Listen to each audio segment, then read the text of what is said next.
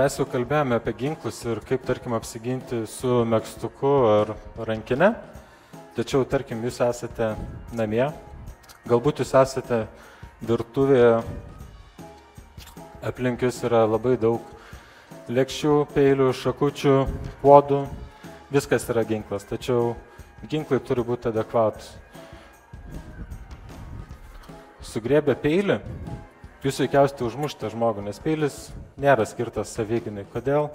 Pjauna, duria ir veikiausiai mirtinai žaloja žmogų.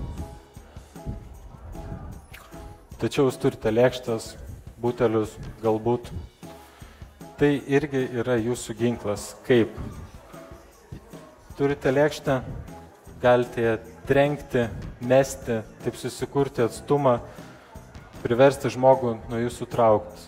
Vėlgi, paėmė į rankas lėkštę, puoduką, butelį, jūs neturėtume jo daužyti.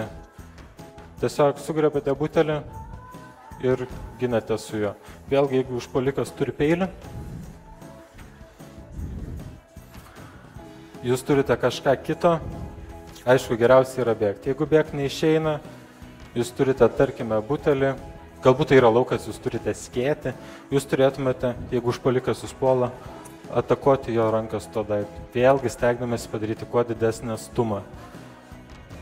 Taigi, bet tokioje situacijoje turite suprasti, kad iš esmės 2/3 jūsų jau yra mirę. Kodėl? Nes jūs leidžiatės į fizinį kontaktą su žmogum, kuris turi mirtiną ginklą. Taigi, veikiausiai, ką jis padarys, jis jūs tikrai sužalos. Ir iš to yra tik keli būdai išeiti. Arba jūs jį sužalosite, arba jis jūs sužalos. Taigi, jums reikėtų rinktis ir žinoma adekvačiai vertinti tokią situaciją.